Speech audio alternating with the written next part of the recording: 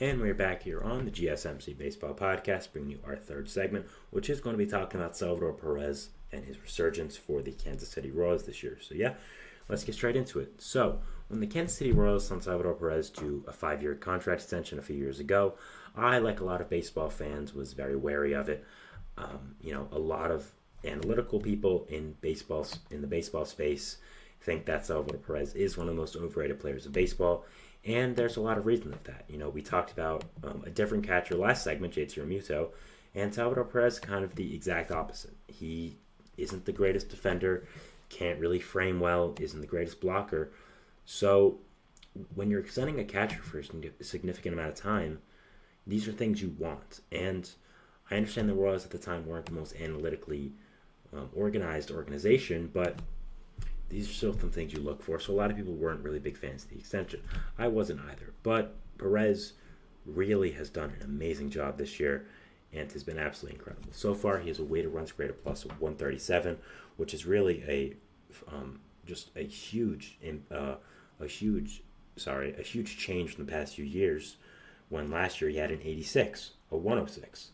So kind of 2 straight years of being injured and just not having the greatest stats. So he's really picked it up this year and done an amazing job. You look at the K percentage, it's way down from 23% to 17%. The walk percentage is up from 4 to 8, doubled it, but still, Salvador Perez isn't a guy that walks a lot. We know this, not really what you're looking for. His ISO was up almost 20 points. You look at his WOBA, that's also way up, 6.67, it's up. So far, his barrel percentage is way up from 8.7 to 13.6. Hard hit percentage is up 4%. So he's really hitting the cover off the ball and has done really an amazing job with the bat and really been helping out this Royals team be much better than people thought they would be. Now, I was pretty high in the Royals going into the year. I did originally have them in my playoff picture, but thought better of it and didn't. Now, I wish I did have them in the playoff picture, of course. But yeah, looking at this Royals team, they're 39-28 right now. They're firmly in contention for that 5th wildcard spot. They are 11 games above 500 and have really, really surprised a lot of people. And I think Perez doing so well with the bat has really helped them with that. Now, again, he isn't the best defender or catcher, but, over the past few years, he's kind of split his time between catcher, first base, and DH. He's done a lot of first base this year, and the Royals recognize that, he isn't the greatest defender anymore, and we have better catchers like Freddie Fermin and MJ Melendez, so why play him a catcher all the time? Now, that's not to say he doesn't provide any value. Of course, like Realmuto, he's a leader in that clubhouse. We know that he's a veteran guy. He's also a homegrown Royal who's won a World Series there already, and really is a face of that franchise. There's really not many OGs, quote unquote, left on that Royals team from that 2015 run. He's really the last one. So he's really the last part of that core and should have his number retired by the Royals one day, I think, and brings a lot of value, again, I think, beyond the stat sheet and beyond the statistics. So him having a great season this year, though, just from statistics-wise, is also amazing. You look at this lineup, and there's a lot of good hitters. You have MJ Melendez, who I talked about before, Benny Pasquantino, Michael Garcia. You've also had Michael Massey not have a horrible season, Nick Lofton not had a horrible season. Of course, the superstar Bobby Witt Jr. But you add in all that together, and you have this big power-hitting veteran in Perez, who really balances this lineup very well and is doing a great job for them. So overall, if I'm a Royals fan, I'm very excited with how Perez is doing. And he's just had such a big impact on this Royals team, done such a good job being a leader, helping them out with the lineup, and has just been a really fantastic bat this year and really has come out of nowhere. I kind of thought he was done after the past 2 years. Didn't really expect him to do this well, but hey, props to him. He's done an amazing job this year for Kansas City, has been an absolutely amazing player. And one question people have been asking is Salvador Perez a Hall of Famer? Now, I don't think he's a Hall of Famer. I kind of think this question is a little ridiculous, but I understand why people do think that he should be in consideration for it. At this point, he's 34, so he probably has, 2 or 3 years left. And you look at his career through a lens. You look at, full seasons of what he's done. He's done really, really well with the bat. He's had a 126, 114, 106, 161, 125, 137 now. A little bit of some iffy years in the middle, but still was a big contributor to those World Series teams. Is a World Series champion, was a big part of those teams, and has brought a lot of value to this Royals franchise over the years. So I don't think he's a Hall of Famer. I think he's a Royals Hall of Famer, absolutely, just with him winning a World Series and him spending all this time with this team. But being a baseball Hall of Famer, no. And I think that, again, this question is a little ridiculous, but people have brought it up, and I understand where they get the perspective from. But still, overall, I don't really get it. And looking at this Royals team, though, this year, their pitching staff has been absolutely amazing. Now, I was pretty high on their pitching staff going into the year, but I didn't expect it to be this good.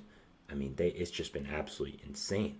You've had Seth Lugo become a true AL Cy Young candidate. Michael Wacha has done a really great job as well, even with being on the injured list. Brady Singer has done an amazing job. Cole Reagans has really done amazing. Not as amazing as last year, but still a really, really great job. So, yeah, I think that overall this Royals team has done amazing, and a lot of it is the pitching staff, and I think some of that could be contributed to Salvador Perez.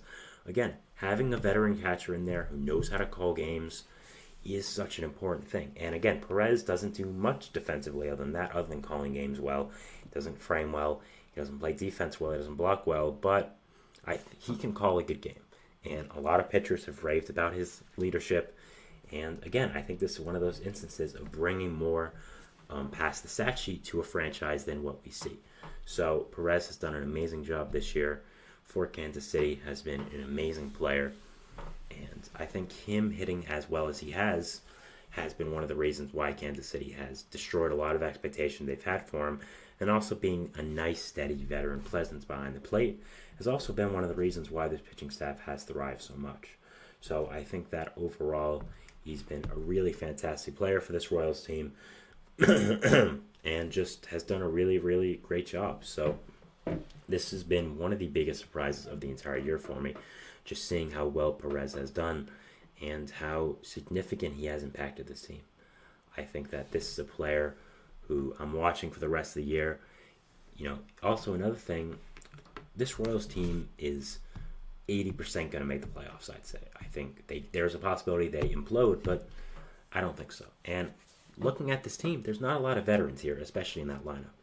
It's really made out of younger guys who are looking to be stars, and it's really only Salvador Perez and maybe Adam Frazier on this team that are significantly are actually veterans on this team. And Perez is the only one with true long-term playoff experience. This is a guy who has been to 2 World Series, has won one, and has been a big contributor on those teams. He will be able to help out this young team when they make the playoffs, sooner rather than later, whether it's this year or next year. It's going to be soon. This Royals team is very good. He's going to be able to help them out, calm them down, tell them what to expect, and that's another part of this veteran leadership that, again, I think is so important with Perez. This pitching staff, it's younger with Reagans, Singer you have there. Michael Wacha has had some longer playoff appearances with the Cardinals in his past. Lugo hasn't done that many great things with the Mets, never making it out of the first round. I don't believe he was on the 2015 roster. He might have been, and if he was, I got that wrong, but I don't think he was. So overall, I think Perez, again, his steady veteran presence is going to come in here.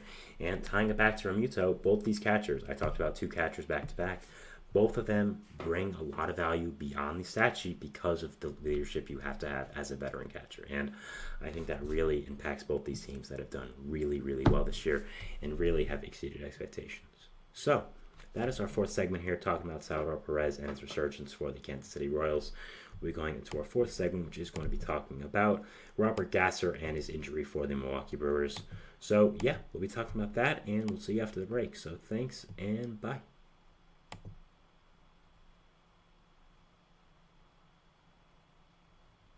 For the best and latest podcasts available anywhere, go to the podcast app on your cell phone and type in GSMC to access free content